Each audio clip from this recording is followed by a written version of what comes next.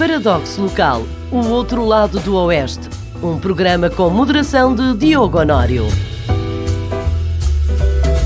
Seja bem-vindo a mais um Paradoxo Local, o programa da Benedita FM que olha para a atualidade da freguesia com a curiosidade de um freguês e a paciência de um utente do SNS. Hoje, e por motivos de saúde, o Bruno volta a não estar presente, mas desta vez não deixamos a sua cadeira vazia. Aos habituais Nuno Ferreira e José Marques Ralheiro junta-se a nós, nos próximos minutos, uma voz que já conhece os microfones cada casa, é a de Sandra Lourenço Amaro.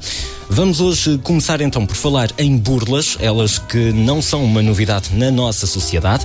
Será pertinente falar sobre o assunto depois dele ter feito correr alguma tinta na comunicação social da região e de, no final do mês passado, a Benecar ter divulgado uma nota nas suas redes sociais onde alertou para a existência de tentativas de burla em nome da empresa. Será que nos precisamos de começar a tornar uma sociedade mais desconfiada? Do outro lado do Oeste, e depois desta tarde ter sido assinado o protocolo de dupla filiação entre as associações empresariais da Benedita e de Leiria, conhecidas por AEB e NERLEI, vamos querer saber a opinião dos nossos convidados sobre o efeito que este acordo pode surtir no tecido empresarial da nossa região. Fala-se no acesso à formação, à informação e a projetos da Associação Leiriense. O que é que difere com a celebração deste protocolo? Perguntas que veremos respondidas com certeza daqui a pouco, porque antes ainda é tempo de consultarmos o nosso destacável desta semana.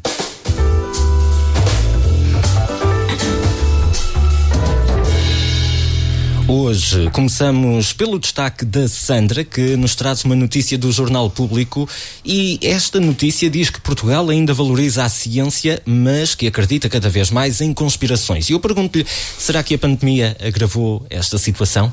Boa noite a todos, primeiro que tudo. A pandemia acho que ajudou um bocadinho, até porque um dos critérios para se chegar a essa conclusão é exatamente vírus produzidos em laboratório.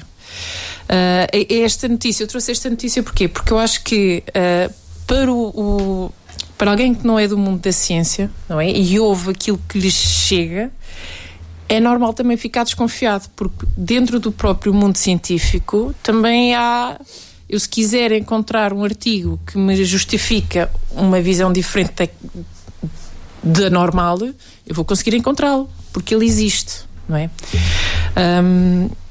Agora, aquilo que me fez trazer esta notícia é que muitas vezes nós mesmo, ou seja, isto é uma dificuldade que nós temos de ouvir criticamente e de ler criticamente as coisas que nos chegam, não é? Porque é-nos mais fácil, como se calhar não conhecemos muito aquela área, então, e ouvimos de outra pessoa, porque se calhar até achamos que a pessoa tem boa opinião e tudo mais, então aquilo para nós faz-nos sempre muita confusão. Então começamos sim, a ciência, acreditamos na ciência, a ciência é aquilo que nos ajuda a perceber as coisas, a trazer-nos maior comunidade, a trazer a tecnologia, essas coisas todas, mas há coisas da ciência que eu não acredito porque não conhecemos, não é fácil para eu digo que mundos mortais inclui-me aí, não é? Conseguir perceber a linguagem que é dita, porque não é fácil, pois se não temos o hábito, e é uma das coisas que é apontada neste estudo, de ler ou de assistir a programas de cariz científico, não é? Pois é fácil da gente achar que é tudo manipulação. E aí a comunicação social muitas vezes também tem algum tipo de responsabilidade, certo? Tem, mas eu acho que também, eu acho que, pelo menos da experiência que eu tenho, neste caso específico, porque às vezes há notícias mesmo de coisas científicas e não é uma questão de comunicação não é uma questão de comunicação social, é mesmo a percepção da pessoa que não acredita, ou mesmo, há ali uma palavra que desconfia e em vez de ir pesquisar, porque está um olhar crítico sobre uma notícia, é perceber aquilo que me estão a dizer faz sentido, não faz sentido, deixa-me pesquisar um bocadinho mais sobre isto, mas em fontes fidedignas, não é só em sites de opinião. Pronto, e nós não temos esse hábito. O José traz-nos o relatório sobre a sustentabilidade da segurança social após uma auditoria do Tribunal de Contas publicada no final do mês passado. Há motivos para os portugueses se preocuparem? José? Eu acho que boa noite a todos e bem-vindo à Sandra, especialmente a mamã. E então é o seguinte, eu acho que há motivos, porque assim, eu acho que é uma coisa aflitiva em Portugal. Eu acredito no Tribunal de Contas. São técnicos pagos para estar lá a fazer o trabalho. Mas os políticos, com uma ligeireza muito fácil, demasiado ligeira, vêm logo criticar que não é possível. Portanto, eu vi, toda a gente acompanhou pela televisão, as pensões, geração que nasceu em 1990, mais vulnerável quando chegar à reforma.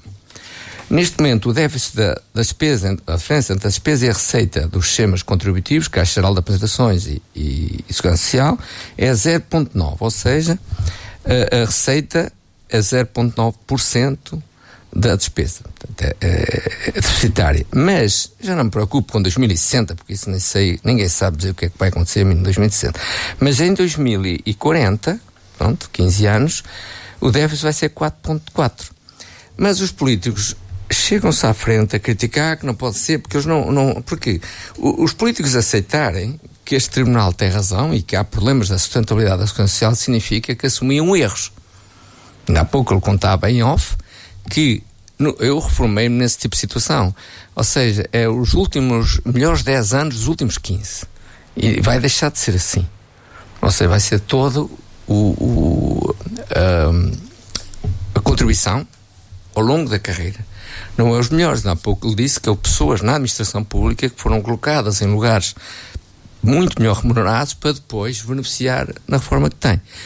Eu também não tenho complexos nenhuns. Eu, quando atingi a reforma, escrevi ao Presidente da Assembleia da República, o Dr. Ferro Rodrigues, a dizer que devia ser fixada uma reforma máxima em Portugal.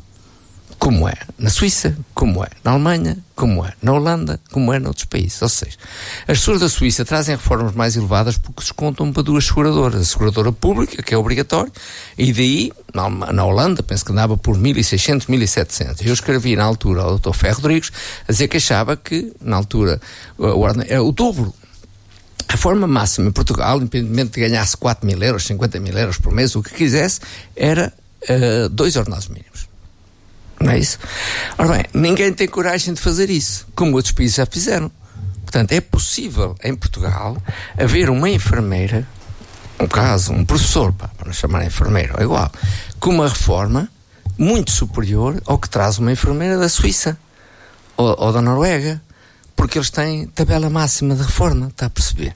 E depois também há coisas interessantes que eles não querem saber disso. Eu conheci uma senhora enfermeira reformada na Holanda, e que a reforma dela, pelo facto do marido estar em atividade e ter na altura um rendimento superior a 2.000 euros ou mais ainda, ela era cortada na reforma.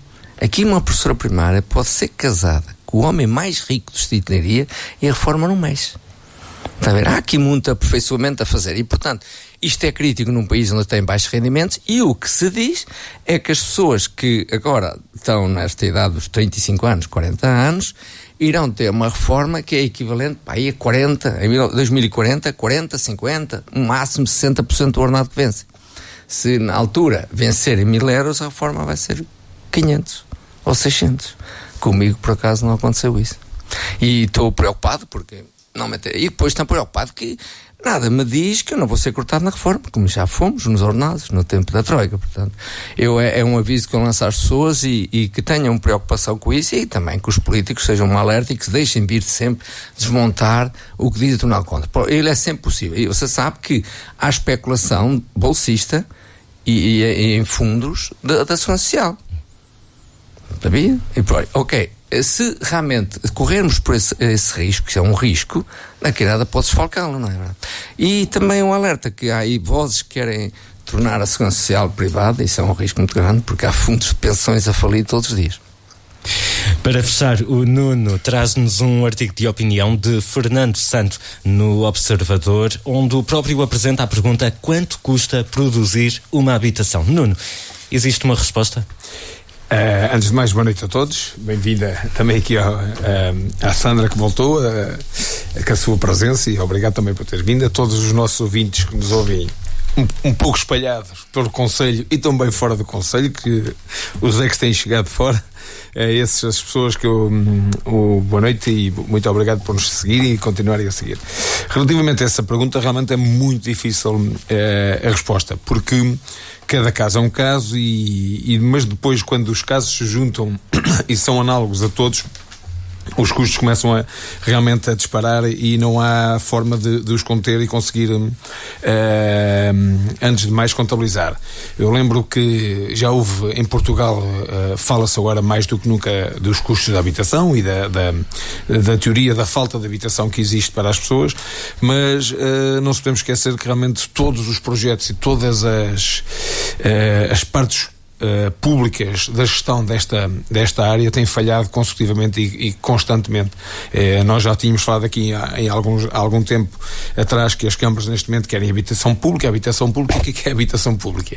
E o que é certo é que realmente os custos da habitação são díspares em todas as direções. Pronto, eu faço aqui apenas um pequeno percurso, que é, se uma pessoa pensar em fazer uma casa hoje, tem logo o custo inicial do projeto, ou de pensar depois temos o licenciamento, depois de tudo escolhido e depois do projeto escolhido, que é essa a dificuldade maior também na escolha, é que tipo de construção é que vamos fazer, se é em alvenaria, porque hoje em dia existe uma série de materiais e cada vez mais vai haver materiais, porque realmente eles estão a aparecer porque há uma necessidade de opção de escolha, uma vez que a alvenaria, que era o nosso tipo de habitação típica que existia desde dos anos 80, essa própria começou a ter custos acrescidos, e depois a nível de coeficiente energético e tudo isso começou a ser pensado duas vezes. Portanto, hoje, para além da escolha dos materiais, há uma panóplia, há uma diversa forma de construção que, por sua vez, ainda não se encontrou a mais barata, ou não é mais barata, a mais acessível, pronto, e a melhor. Depois temos o elevado custo de produção, que tem tudo a ver com o acréscimo dos materiais, desde que houve inflação, que por causa da guerra e a escassez dos materiais, todos eles, houve aqui uma oportunidade e eles subiram, e hoje em dia poucos baixaram. Lembro-me do ferro ter subido bastante e ter baixado, mas realmente o resto subiu e não baixou. Depois temos o custo nem vai baixar. Depois temos também o custo da mão de obra, né? E os elevados custos dos terrenos, porque os próprios terrenos começaram a valorizar, derivado à escassez dos terrenos, mas também aos PDMs que não alteram nada, ou pelo menos não têm mostrado essa abertura de alterar e criar mais bolsas de construção. Depois temos os elevados custos dos impostos, embora todos nós saibamos que a construção ainda provavelmente é dos setores que há mais fuga aos impostos, ainda continua a ser o elemento mais alto também no processo todo, é os impostos. Eu lembro que o IVA era dos impostos que mais incidia e mais encarece o preço final desta panóplia toda de custos que a gente adiciona, e o Estado não abdica dele. Ou seja, houve quem já falasse várias vezes que se o IVA da construção, como é uma necessidade, passasse para 6%, todo este processo baixava logo, só por cabeça baixava logo 18% do custo, 17% do custo de final de uma casa. Portanto, nem isto o Estado quer abdicar. Depois, falando em tudo, nestes custos todos, estamos a falar também de um custo final, que é depois o custo que a habitação, depois de construída, tem perante o IMI, que é um imposto que toda a gente clama que é o imposto mais injusto que existe, porque nós pagamos todos os custos inerentes, inclusive os impostos, e ainda vamos continuar a pagar uma renda ao Estado anualmente durante a vida toda. Portanto, isto é algo complicado, e neste caso concreto Portugal realmente tem uma falta de habitação e de oferta. Nem os PRRs da Europa conseguem resolver este problema, e vamos continuar com o mesmo problema. E com os destaques afixados, não podemos roubar mais tempo ao nosso serviço público. É para lá que vamos.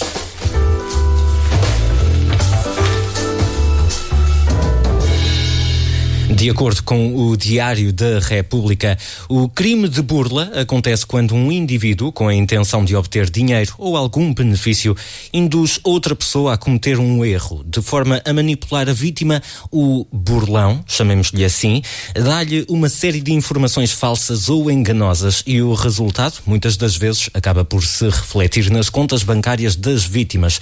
Além de, na maioria dos casos, este crime ser considerado semipúblico, é punido com pena de multa ou de prisão até 3 anos. E isto vem a propósito de, no passado dia 23 de janeiro, a Polícia Judiciária ter detido em Alcobaça 2 homens indiciados por crimes de associação criminosa, burla qualificada e extorsão. Os mídia locais avançaram que os casos aconteciam desde 2020 e que visavam pessoas com idades mais avançadas, sendo que os burlões se faziam passar por empresários da área da construção e do ramo automóvel. Deste modo, aliciavam as vítimas a fazer investimentos avultados com a promessa de receber retornos generosos, mas que nunca se vieram a verificar. Quando as vítimas pediam o retorno do dinheiro investido, eram ameaçadas e coagidas pelos suspeitos. Ainda antes disso, no dia 18, a empresa beneditense Benecar emitiu um comunicado nas redes sociais, onde alertou para a existência de tentativas de burla em seu nome. Conforme se pode ler na nota, as práticas foram identificadas sobretudo em Espanha e através de canais da aplicação WhatsApp. Estes indivíduos fazem-se passar por representantes da empresa ou pelo seu diretor comercial, Pedro Belo, e oferecem viaturas de alta gama a preços abaixo do valor de mercado. A empresa afirma que está a colaborar com as autoridades portuguesas e espanholas de forma a identificar os responsáveis e a prevenir futuras ocorrências. José, eu começo por si, apesar de vivermos numa era tecnológica e em que existe mais informação, as burlas continuam a acontecer. Como é que podemos contornar estas situações? Acha que há falta de sensibilização? Não, acho que a teoria é sempre a mesma, mas vale prevenir que remediar. Eu acho que não criados mecanismos para prevenir isso. Eu penso que noutros países também há muitos chicos espertos, mas imagino eu, que não será tão fácil desenvolver este tipo de sistemas, embora eles existem por todo o mundo. Mas nós temos uma ameaça maior que isto tudo, que é as pessoas fazer os hackers, não é? Entrar nos sistemas. Imagina que uma pessoa entra no sistema de um serviço, provavelmente podem entrar em sistemas informáticos da empresa, como entraram há pouco tempo na Câmara, não é? Sim. Mas pronto, essa situação eu não conheço muito dela, ouvi falar que realmente a Benecar fez este comunicado. É importante que o faça para defender a sua imagem e a sua empresa. Agora, não sei como é que se previne este tipo de situações, porque eles agora é descoberto esta e vão pensar noutro, porque há pessoas que a vida deles é pensar estas coisas, não é? Mas, por exemplo, os idosos são frequentemente alvos deste tipo de crimes e mesmo há pouco, quando eu mencionava a detenção da Polícia Judiciária aqui em Alcobaça, era sempre as burlas eram sempre efetuadas a pessoas com idades mais avançadas. Como é que nós podemos proteger melhor? Acho que a polícia tem um programa que é, não sei o que, segurança, cibersegurança? Não só a segurança também das pessoas. Ou seja, eu já escrevi, mentira. Eu li que o idoso, e eu próprio fui burlado aqui no Natal. Ou seja, é por ser idoso. Não é porque nós somos mais confiantes, está a perceber?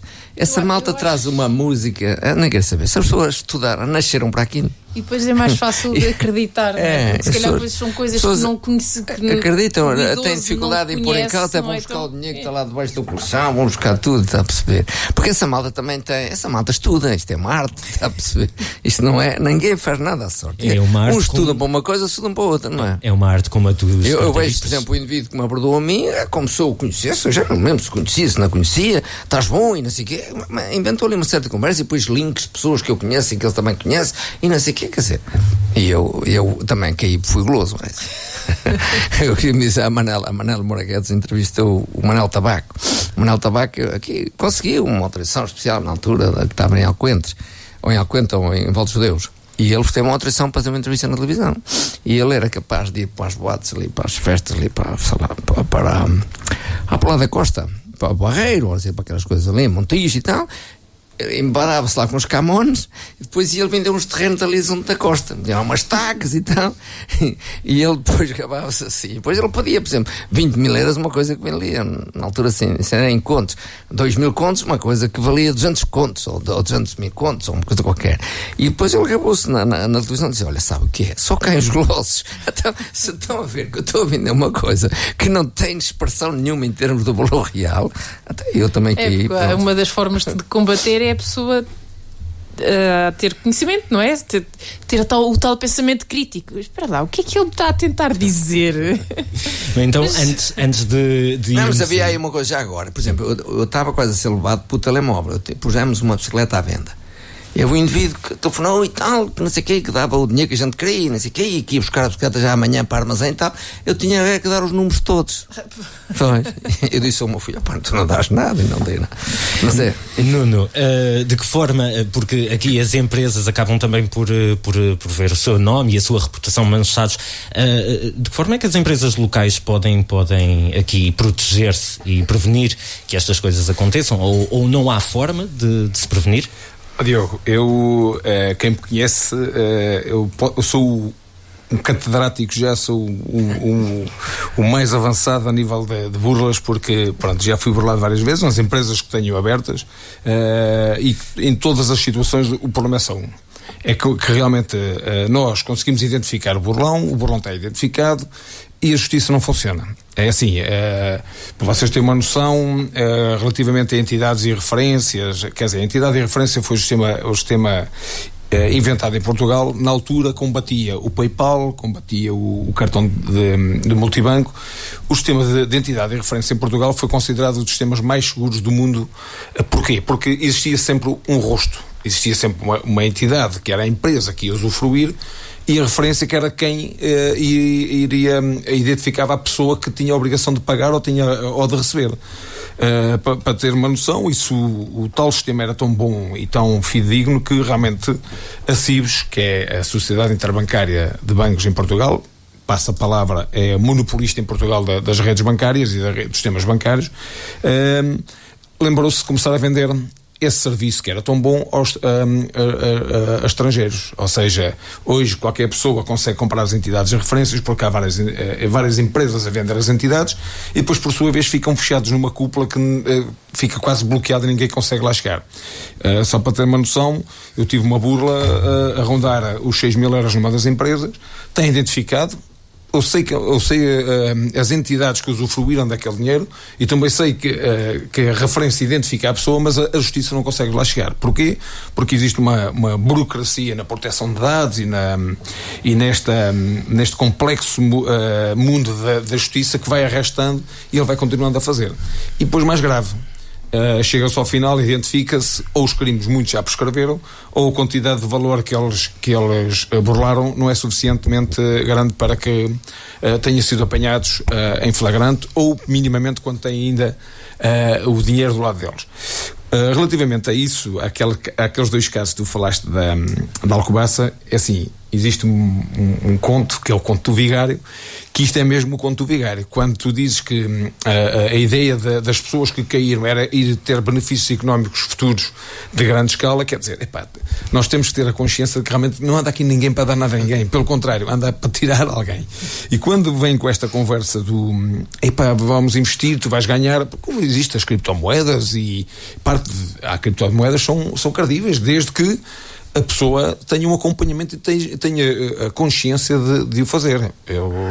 O Diogo não é bem desse tempo, mas a banca teve a necessidade de, há coisa de 10, 15 anos esta parte, obrigar todos os clientes a assinar um papel a dizer em que o gestor de conta tinha que identificar se ele tinha conhecimentos financeiros, se era apenas um depositante.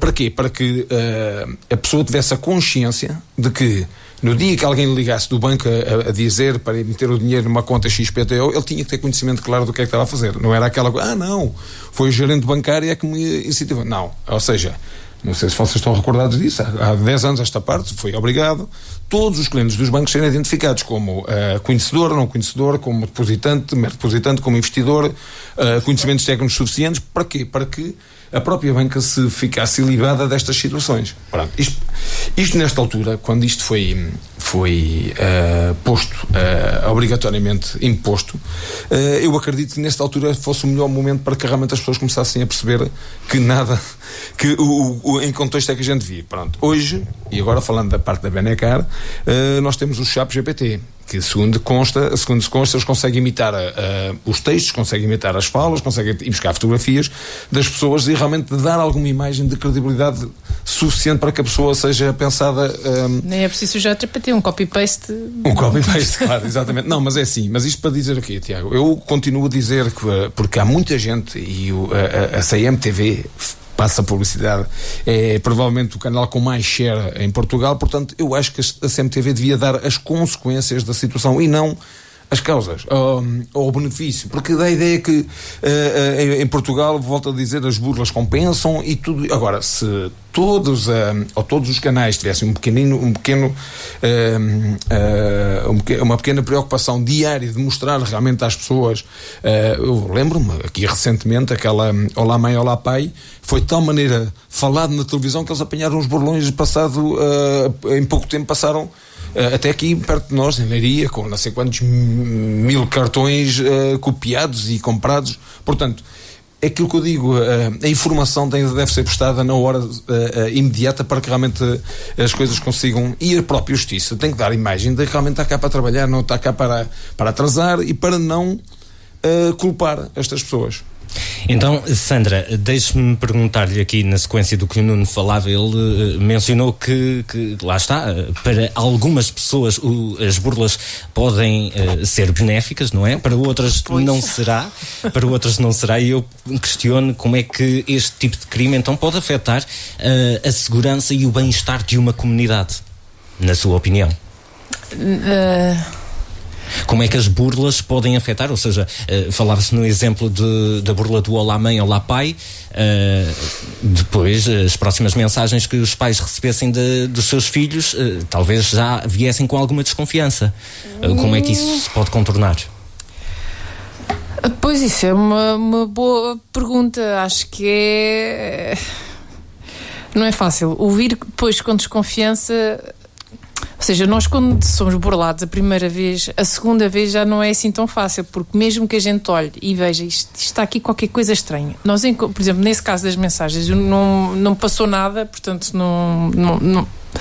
Mas nesse caso, eu se calhar tentaria, em vez de responder à mensagem, eu iria tentar falar com as minhas filhas de outra forma. Encontrar ou através de outro número ou qualquer coisa, para não fazer ali diretamente, para não dar a entender ao burlão que tem o meu contacto que eu estou a desconfiar. Isto sou eu assim a pensar de repente, não é? Mas uma burla, este tipo de burlas numa comunidade, eu estou a imaginar, portanto, na Benedita, e de repente isto começa a acontecer, começamos todos a falar uns com os outros e a dizer que isto se está a passar. Eu acho que é fácil depois, como falamos todos uns com os outros, é fácil depois começarmos a perceber, não, está aqui qualquer coisa estranha, vamos fazer uma queixa ou parar e fazer alguma coisa.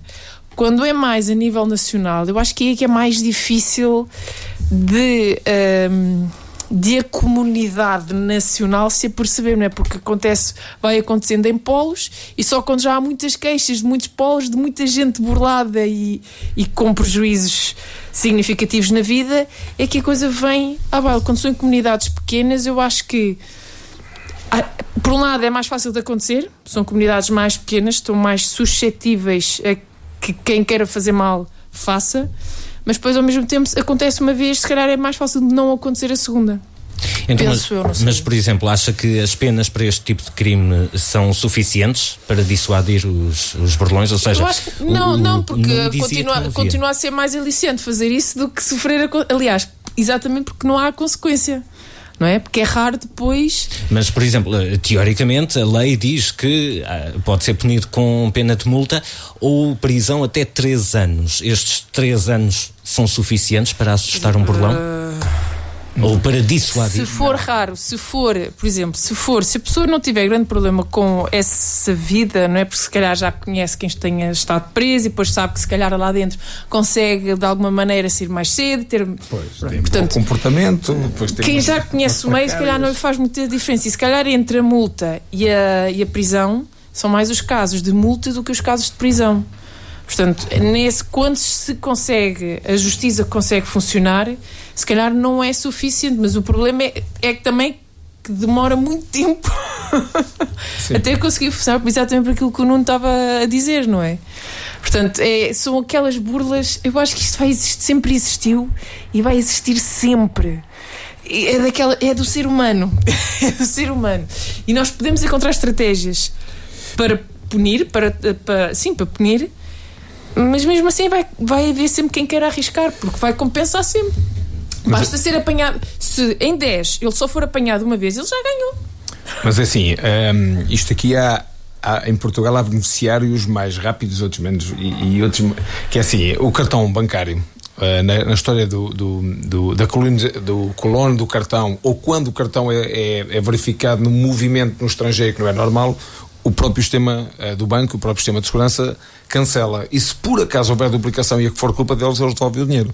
Portanto, isto é aqui uma forma de agir rápida no sentido de evitar.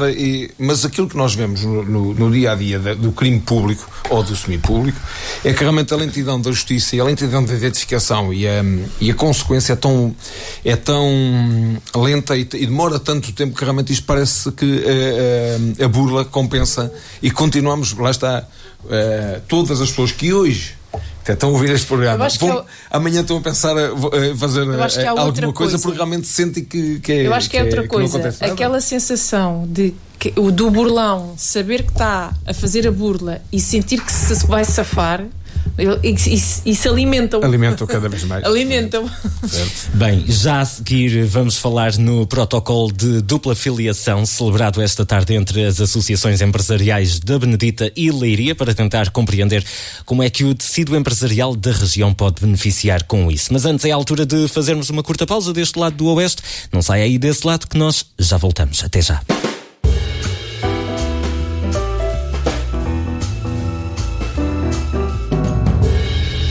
Estamos de volta para a última parte deste Paradoxo Local. Por volta das 18 horas do dia de hoje, 4 de fevereiro, o auditório da Benecar recebeu a cerimónia da assinatura do protocolo de dupla filiação entre a Associação Empresarial da Benedita, conhecida por AEB, e a Associação Empresarial da Região de Leiria, a NERLEI.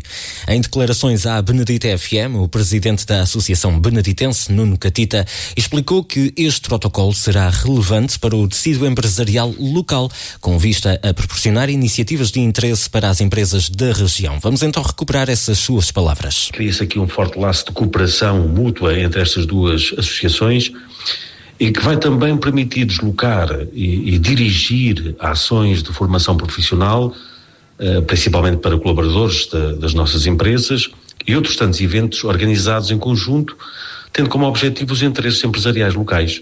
Portanto, vai-nos permitir trazer para aqui várias formações a serem dadas aqui, na nossa região, e algumas, por que não, na própria sede da NERLEI. Além deste protocolo vir dar acesso a uma dupla afiliação às empresas associadas, vai também criar uma ponte entre o tecido empresarial da nossa região e a NERLEI. Mas que resultados e valências poderão decorrer do acordo entre estas duas associações? É assim, de uma forma resumida, a oferta aos associados da AEB, sem quaisquer custos associados, a uma dupla afiliação, passando a poder usufruir dos projetos, da informação, enfim, todos os serviços de suporte da NERLEI, que é sem dúvida um passo gigante para a atividade da nossa associação, assim como permite à NERLEI aproximar-se também destes territórios que ficam mais afastados da sede em Leiria. Nuno Catita, presidente da Associação Empresarial da Benedita. E assim passo a palavra aos nossos convidados em estúdio, começando por perguntar ao Nuno, o Nuno Ferreira, claro, se considera que este protocolo pode realmente aproximar o nosso tecido empresarial ao de Leiria. Assim, Diogo, tudo isto pronto, não sei, aqui o enquadramento legal que existe, é legal ou não é legal? Aqui o enquadramento que temos que fazer é assim: a Benedita realmente é uma terra com muito comércio, muita indústria e com muito pouca atividade em conjunto e associações. Eu relembro que havia... empresariais. Eu relembro-me que havia aqui a ADEB, a Associação de Empresários da Benedita. Na altura foi um projeto até lançado começou na Barafunda, que depois por sua vez realmente transbordou para a parte civil, da sociedade civil. Foram constituídos associados, foram constituídos, e até havia alguma dinâmica nessa associação, mas não sei porquê, depois não enquadrava bem o que é que era o comércio, o que é que era a indústria. Havia muita gente que não conseguia enquadrar o que é que era o quê, e essa associação começou a perder algum fulgor e algum valor até, inclusive, porque realmente a zona industrial provavelmente era o motor que fazia desenvolver também essa associação, e que as pessoas sentiam realmente que havia aqui uma necessidade de haver essa associação. Eu lembro-me que houve aqui um ano ou dois em que áreas, na altura do Natal, os lojistas e os comerciantes da Benedita juntaram-se numa atividade que eu nunca percebi muito bem se havia um rosto, se havia uma associação, se foi um conjunto de lojistas que resolveram fazer aquilo. Fizeram uma ação de Natal, tiveram um projeto, havia atividades no Natal, e isso realmente envolveu ali as pessoas, e parecia realmente que isso fazia parte da associação, mas depois veio-se a saber, não era só um conjunto de lojistas que decidiram fazer aquilo, porque havia uma inação muito grande da Associação Empresarial da altura. Depois apareceu a AEB, fruto da inação da outra associação, e também por perceber realmente que a Câmara estava a tentar encontrar um parceiro na Benedita para que desenvolvesse a zona industrial e a venda dos lotes e a integração dos lotes, e isso tudo fez com que realmente aparecesse esta associação, a Associação Empresarial da Benedita.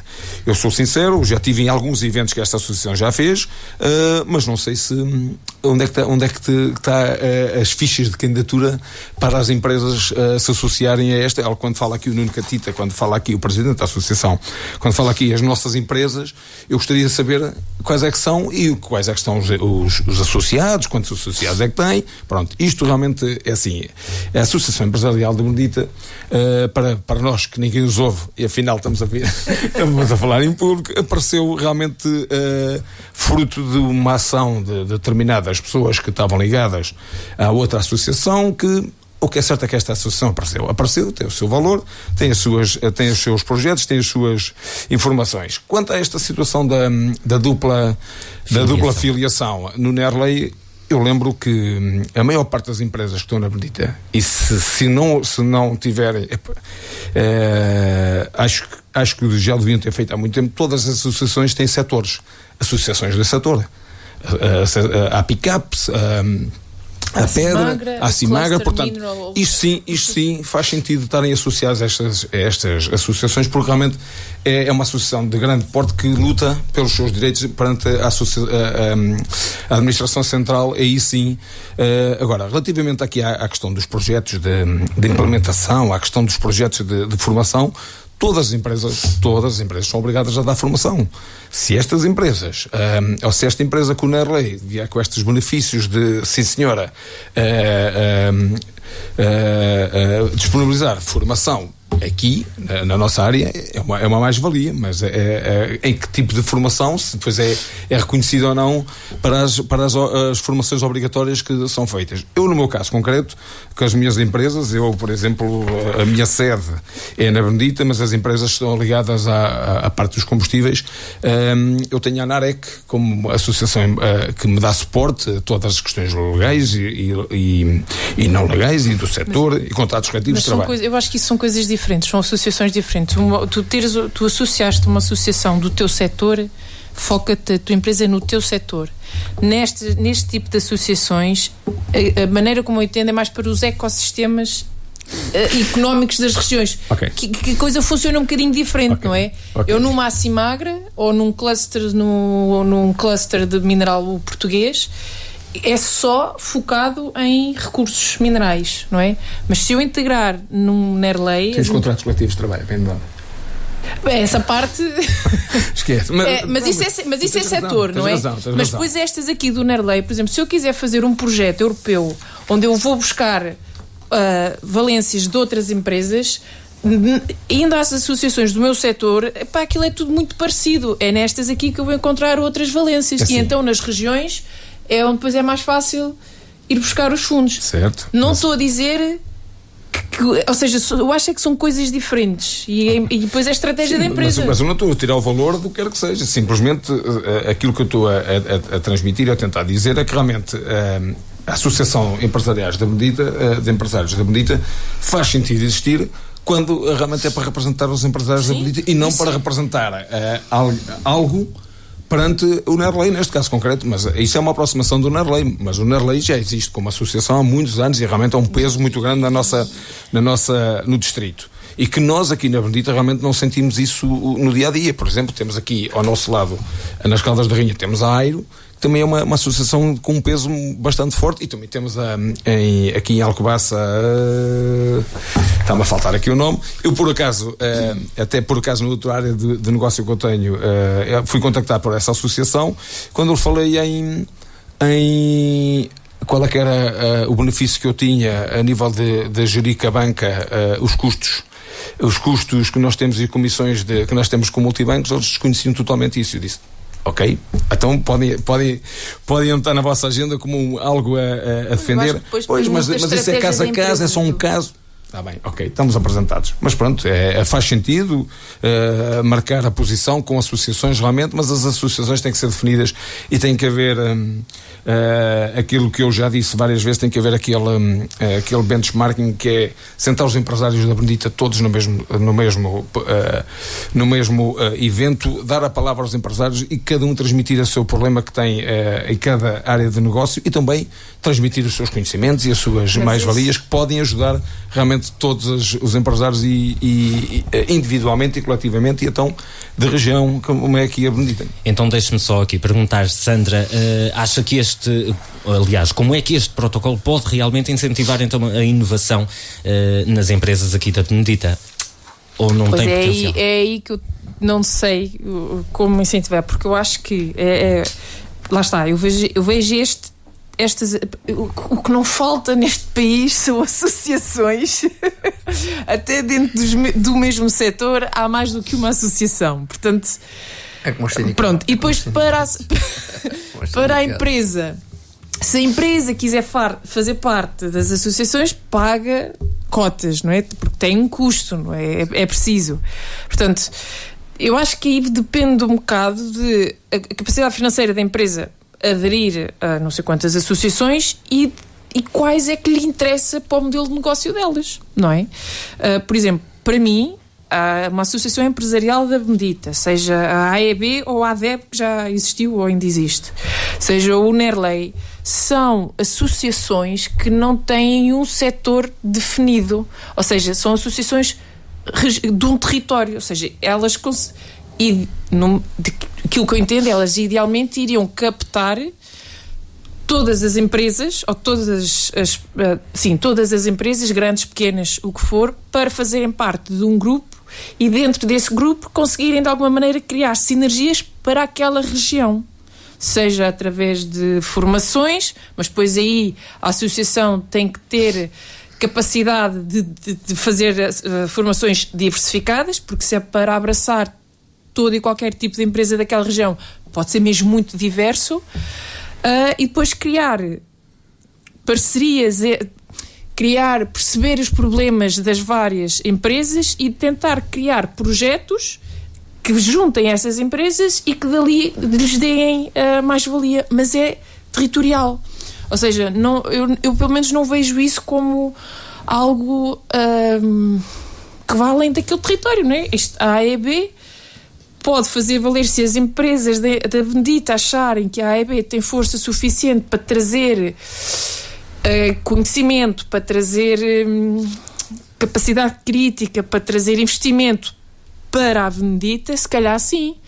Mas comparando a capacidade de uma A e B com o Nerlei é um bocadinho diferente, não é? Agora, fazendo esta questão da dupla filiação, depois pronto, é sempre uma vantagem, acho que é mais para a A e B do que para a empresa em si, porque eu acho que eu também não sei quais é que são as condições de entrada na A e B ou no Nerlei, não é? Mas se a empresa pode aderir ao Nerlei pelo mesmo valor ou muito parecido que a A e B, ela logo à partida tem a escolha. Pode fazer mais sentido, se calhar é para empresas mais pequeninas, porque estão mais perto. Mas José, na sua opinião, o que é que este protocolo pode representar para o futuro do tecido empresarial da Benedita? Tudo representa tudo conforme a dinâmica que ele for criada. Ou seja, eu vejo a Benedita, estou a pensar, a Benedita nos anos 65, por aí. Ora bem, 60 anos depois, a Benedita tem que fazer um novo movimento de desenvolvimento empresarial. Ou seja, fazer o empoderamento das empresas e até pesquisar, como eu dizia naquele curso de empreendedorismo jovem, pesquisar novas fileiras de negócio. E a Benedita mantém-se Benedita se fizer isso hoje. Porque a Benedita, Santa Catarina já foi, agora está a ser qualquer coisa, já foi em termos de freguesias, não é? Alvordinha já foi, Troquel já foi, e agora está na moda a Benedita. E a Benedita, se quiser manter a moda, tem que fazer o desenvolvimento das empresas. Todas as ações que promovam isso são bem-vindas. Acho que a Benedita agora tem um polo de desenvolvimento interessantíssimo, vamos ver como é que funciona, que é a Aleb, não é? Mas, entretanto, tem que criar outros polos. Por exemplo, outro dia falei aqui no Benedita Showroom, não existe. Fazia sentido na Aleb haver um pavilhão que seja a Benedita Showroom, ou seja, saber o que se produz na Benedita. E acha que isso podia ser uma dinâmica criada pela Associação Empresarial da Benedita? Também, juntamente com a Câmara Municipal, acho sim, e com as associações, se calhar fazia sentido tentar... Aliás, é esse tipo de dinâmica que eu trabalho numa empresa que se a minha empresa faz parte, mas é esse tipo de dinâmica que eu espero da associação da minha empresa, onde a minha empresa se inscreveu, que cria essas condições de sinergias e de mostra. Mas eu estava a dizer, Sandra, uma coisa é o setor, sei lá, as pessoas do calçado estão associadas, não sei se há pick-ups, não sei o quê, as da pedra estão associadas, não sei o quê. Isso é uma coisa, é puxar o desenvolvimento e potenciar dentro daquela fileira, não é? Pois. É bom que a marca Benedita, por exemplo, nós temos empresas de referência, Benacar, usa o nome, pelo menos iniciais, da Benedita, né? Há aqui marcas, a São Francisco será outra e outras, sei lá, como é que chama? Ugal, Isela, Zero e tal, são empresas de referência daqui.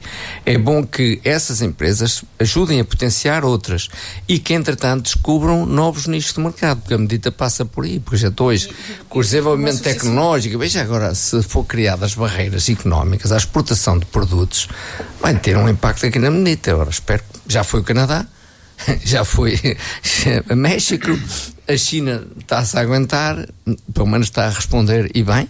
Portanto, é muito bom, a gente tem que construir, eu costumo dizer que devemos respeitar o passado, honrar o presente e construir o futuro. A medida que é construir futuro, é hoje que tem que se preocupar com isso. Temos hoje o que decidimos ontem, teremos amanhã o que decidimos hoje. Meus senhores, estamos mesmo a terminar e já nos alongamos demasiado. Eu vou pedir que sejam sucintos para termos então tempo para as vossas notas finais e começamos então aqui pelo Nuno.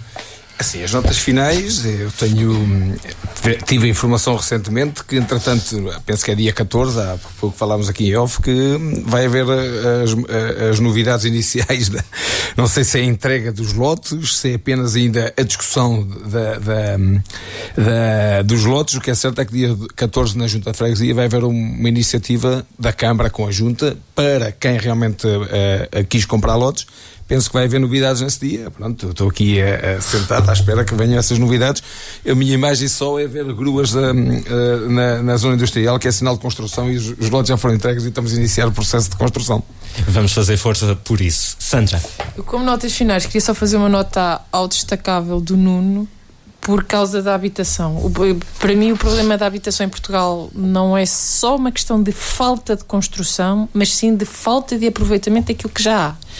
Seja, por exemplo, do Estado, toda a gente sabe que o Estado tem N edifícios que não estão a ser utilizados para nada, e seja também pela falta de incentivo à reconstrução, ou então, pelo menos, há uma espécie de obrigatoriedade de quem tem algum edifício que o use, de alguma maneira, que o ponha no mercado, que o recupere, por exemplo, que em vez de incentivar a construção nova, incentivar a construção e a reconversão de locais já construídos.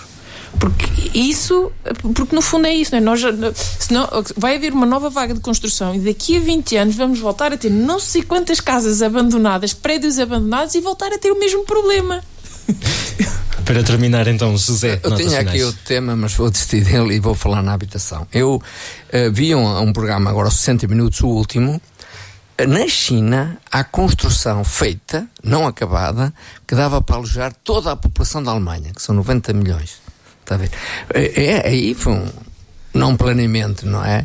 Agora aqui, e digo também, não se resolve o problema da habitação sem desenvolver o mercado do arrendamento. Ou seja, viu agora com esta benefícios que deram aos jovens e tal, aumentou, não sei quanto, 12% o financiamento para a compra da aquisição, e com isso as casas inflacionaram. Portanto, eu acho que um jovem de hoje, ou se fosse jovem de hoje, reclamava e muito que o Estado promova, incentive as empresas e o Estado também a fazer imóveis para aluguer. Esperemos que o Estado o ouça. É desta forma que chegamos ao fim de mais um Paradoxo Local, hoje com os comentários de Sandra Lourenço Amar, Nuno Ferreira e José Marques Ralheiro. Nós voltamos a encontrar-nos na próxima terça, depois das 22 horas, para uma nova análise a este lado do Oeste. Até lá, fique bem e fique com a Benedita FM. Paradoxo Local, o outro lado do Oeste. Terças às 22 horas, com repetição ao domingo ao meio-dia. E a qualquer hora em podcast em beneditafm.pt.